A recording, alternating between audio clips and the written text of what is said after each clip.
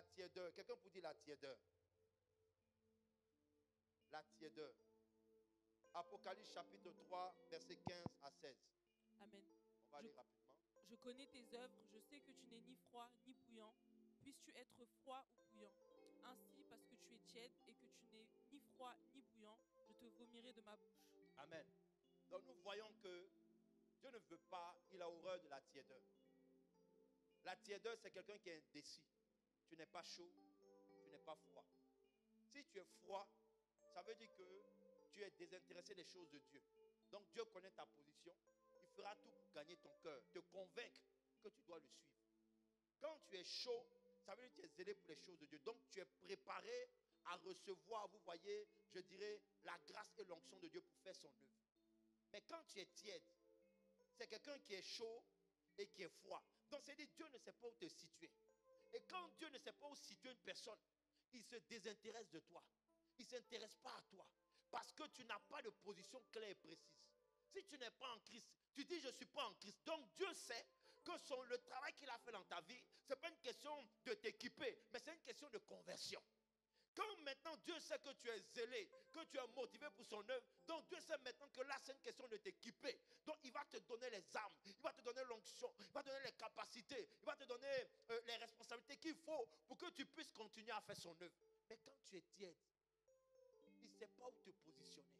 Donc il dit je te vomis, je me désintéresse à toi. Alléluia. Et comment beaucoup d'enfants de Dieu arrivent, vous voyez, à la tiédeur spirituelle. C'est d'abord notre niveau de relation personnelle avec Dieu. Par son esprit, Dieu nous renouvelle. Vous voyez? Si tu n'as pas de relation avec Dieu, tu deviens froid, tu deviens tiède. C'est comme une langue vivante que tu apprends.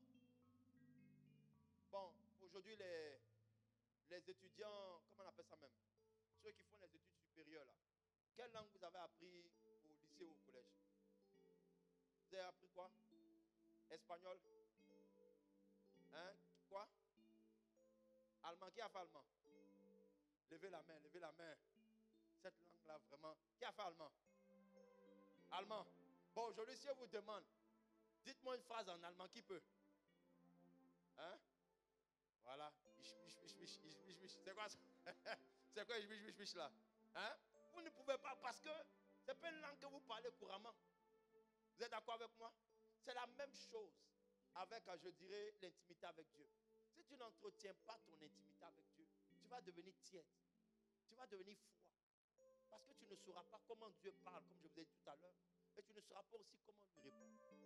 C'est quand tu as une intimité avec Dieu que Dieu te remplit, qui te renouvelle. Et il fait même en sorte que quand tu traverses des moments difficiles, je dirais, tu peux être abattu, mais tu n'abandonnes pas la main de Dieu, ni la présence de Dieu, parce que Dieu sait comment te fortifier. Ça commence d'abord par une relation personnelle avec Dieu. Voici comment l'esprit de rétrogradation travaille. Emmener la tiédeur. C'est-à-dire faire en sorte qu'on n'ait plus d'intimité avec Dieu. On ne lit plus la Bible, on ne médite plus la parole de Dieu, on n'a plus de relation personnelle avec Dieu. Donc on vient à l'église et on est comme des tonneaux vides.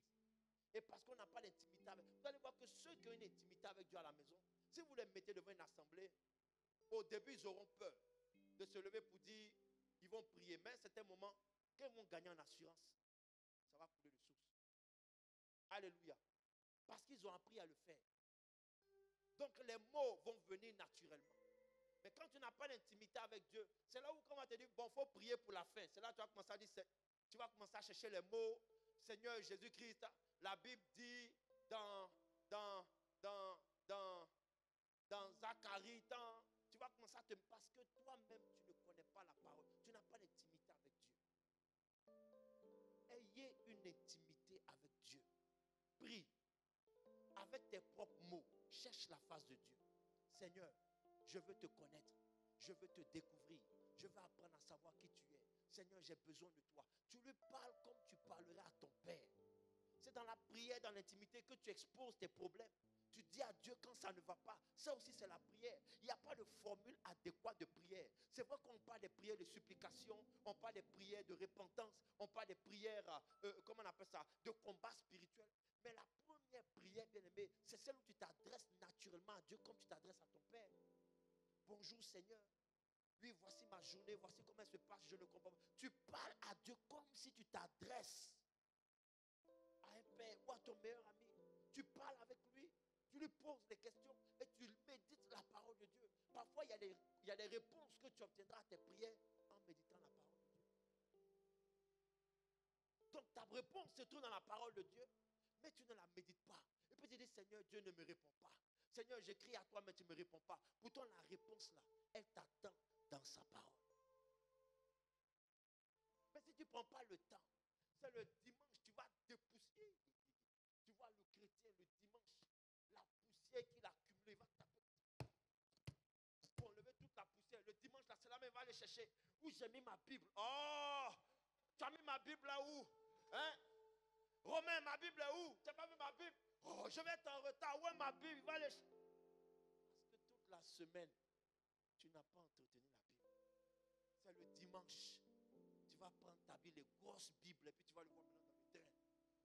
Pour montrer qu'il est avec la cravate. Je viens à l'église. Mais ta Bible. Vous voyez, il y a un jeune sur. J'apprécie beaucoup ses contenus sur TikTok et Facebook là. Il a tendance à faire de l'humour avec les trucs de pasteur là. Vous voyez? Et puis il montre souvent le diable veut l'attaquer. Et puis il a sa Bible et tout ça. Vous voyez, c'est très édifiant. Parce que si tu n'as pas cette assurance-là, est-ce que vous savez qui nous entoure? Il y a des gens dans le transport là, ils peuvent te voler tes grâces. Ça, si vous n'êtes pas conscient de ça, c'est grave. Il y a des gens, même au travail, pas une salutation. Il ne faut pas avoir peur, pas ma mère. Hein? Ils peuvent te saluer comme ça, et puis ils ont transféré ta grâce dans leur vie. Tu vas au travail, maintenant tu ne comprends pas. Tu viens d'arriver, tu dois faire tes marques, mais tu ne comprends pas, les choses sont compliquées. Le responsable est sur toi. Pourtant, c'est le même, je dirais, responsable qui t'a fait l'entretien. Il a dit, waouh, moi je veux travailler avec toi. J'apprécie ton CV, j'apprécie ton profil. Oui, je sens que toi et moi, oui, on va bien travailler ensemble. C'est le même là. Après une semaine de travail, il est sur ton dos.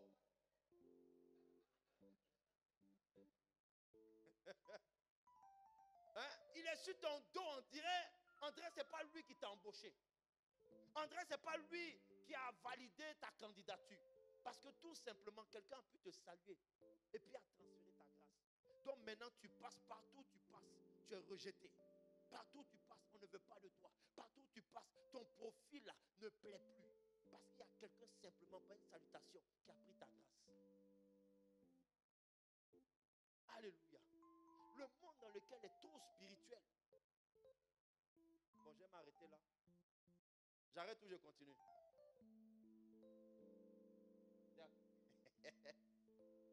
Alléluia. Bon, dernier point et puis je termine. La tiédeur se manifeste aussi par notre niveau d'implication dans la vie de l'Église. C'est une réalité. Ton implication dans l'œuvre de Dieu démontre également, je dirais, l'amour ou ton niveau de relation avec Dieu. Vous voyez, quand une personne, je vous ai dit que quand une personne commence à rétrograder, la voiture ne s'arrête pas tout doucement. Il y a des gens qui ont commencé ici. Ici. Et puis après, qui se sont retrouvés ici. Après, ils se sont retrouvés ici. Après, ils se sont retrouvés ici. Après, ils se sont retrouvés ici. Alléluia. Pourquoi? Parce que le manque d'implication dans l'œuvre de Dieu. Vous allez voir, pour X raisons, on va abandonner le service. Et sous quelconque prétexte, on va estimer qu'on veut s'asseoir pour se fortifier. Tu as déjà rétrogradé. Il faut que je te dise la vérité. Elle fait mal, mais c'est la vérité. Dès l'instant où tu abandonnes les armes, parce que quand tu sers Dieu, tu es comme un soldat. Avec une tenue, avec un matricule, avec, comment on appelle ça même, un galon, vous voyez, avec une identité bien précise. Dès l'instant, parce que c'est des attaques, à cause de l'assaut du diable, à cause de la pression, de tout ce que vous voulez, tu commences à abandonner pour dire tu vas t'asseoir, il faut savoir que tu es déjà passé tu es descendu à la 4e vitesse. Ça veut dire toi, tu as fait quoi? Tu as rétrogradé. Ce n'est pas le fait de rester à la maison. Dès l'instant où même tu as dit que je vais m'asseoir, ça veut dire que tu as déjà rétrogradé. Donc le jour où vous voyez la personne ne vient plus, ça avait déjà commencé même depuis qu'elle était déjà à l'église. Et ça, c'est l'esprit de rétrogradation qui fait ça. C'est pour cela, bien aimé, que l'implication dans l'œuvre de Dieu est importante. Tu dois savoir te renouveler de toutes les manières. On chante ce cantique qui dit, je le loue avec ma voix, ce n'est plus ma voix, c'est avec mes mains.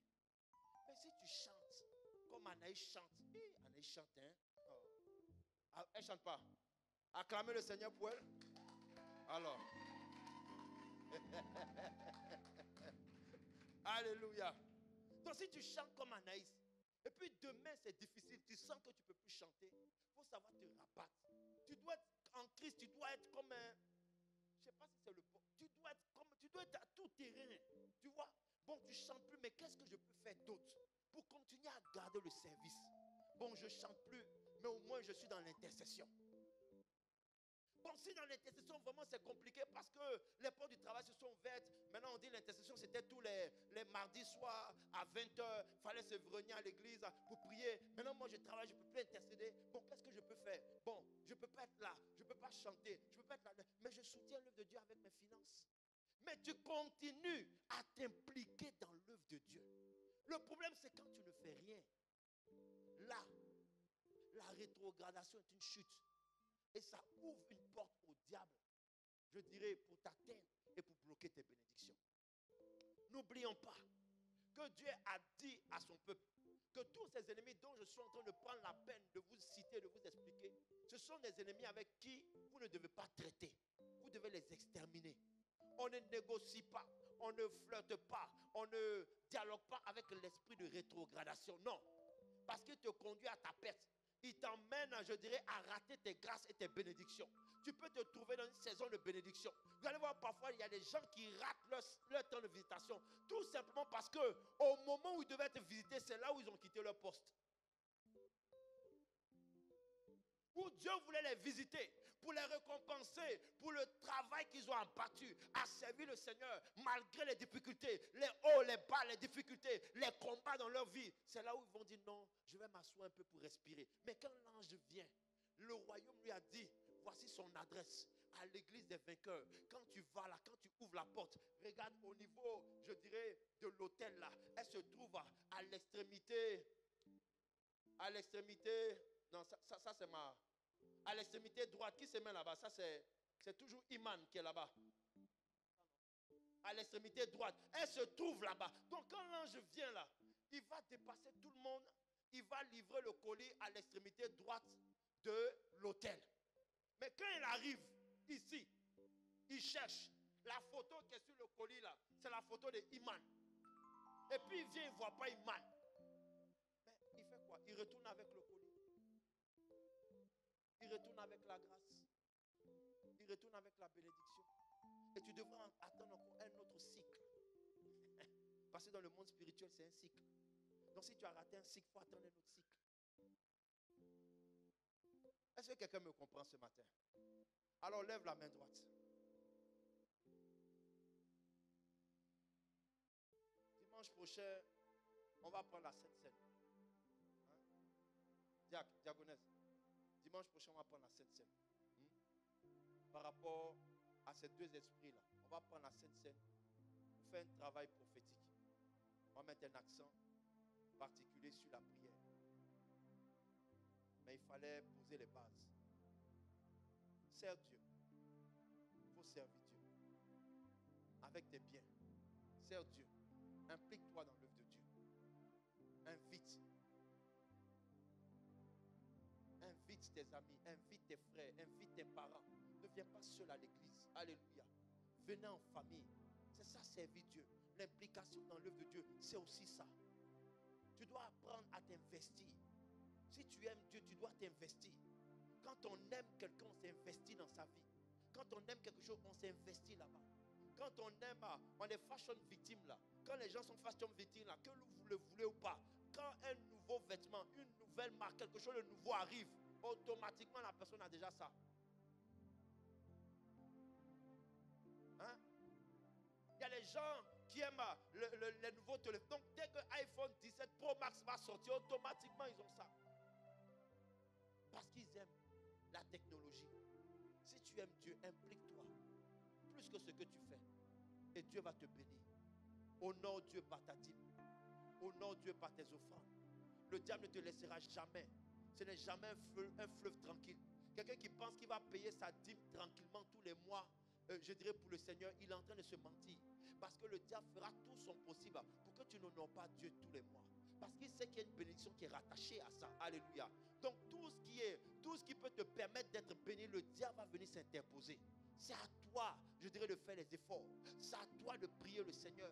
C'est à toi également de chercher, je dirais, le soutien spirituel en la personne des autorités pour t'accompagner dans la prière, pour que tu continues à faire ce que tu sais si bien faire pour l'œuvre de Dieu et pour le service de Dieu. Et Dieu te bénira. Alléluia.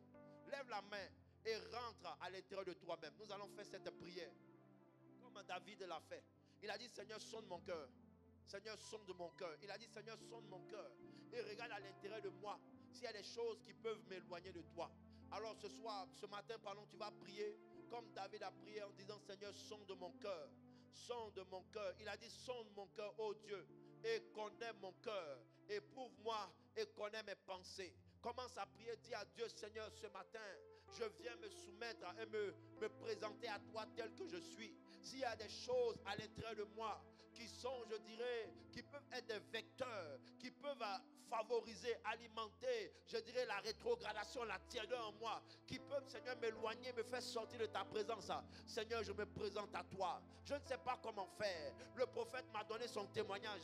Seigneur, tu lui as donné, je dirais, la force afin de pouvoir se séparer des personnes qui, un temps soit peu, le tiraient. Seigneur, si je me retrouve dans ce même cas et j'ai des difficultés à me séparer des personnes qui m'éloignent de ta présence, les personnes, Seigneur, qui ont une mauvaise influence sur moi. Oh, grand Dieu, Seigneur, ce matin, viens sonder mon cœur et aide-moi, Seigneur, à sortir de là. Aide-moi, Seigneur, à me séparer de ces personnes-là. Oui, Père éternel, si mon cœur éternel, mon Dieu, mon roi, est encore, je dirais, corrompu par les choses de ce monde, Seigneur, ce matin, je viens te les présenter dans le nom de Jésus de Nazareth. Élève la voix et commence à prier.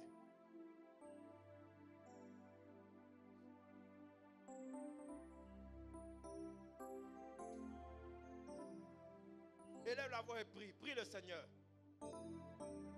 Sois sincère dans ta prière ce matin.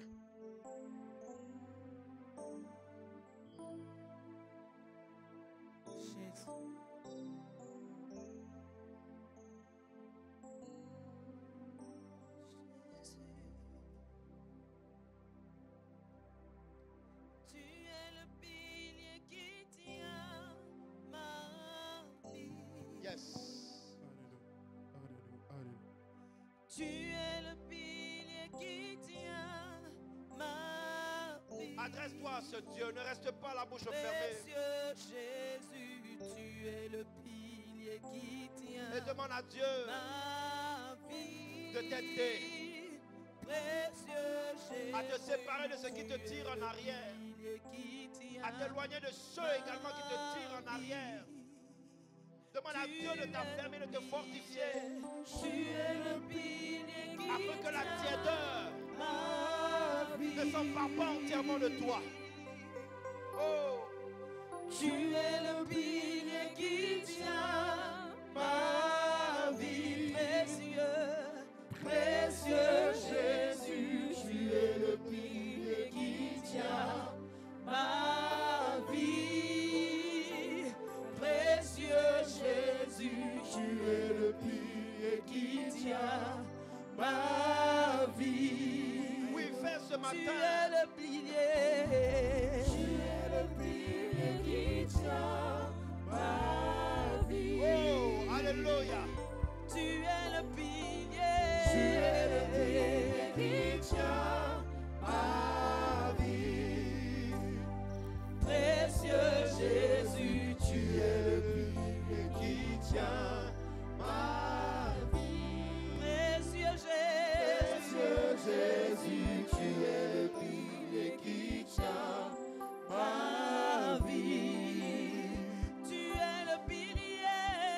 Tu es le pilier qui tient ma vie. Adresse-toi à lui. Tu es le pilier.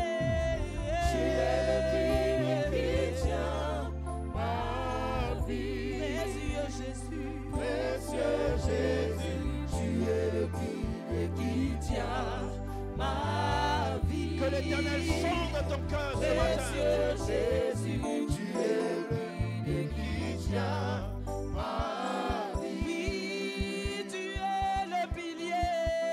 Tu es le pilier qui tient ma vie. Alléluia. Tu es le pilier. Tu es le pilier qui tient ma vie.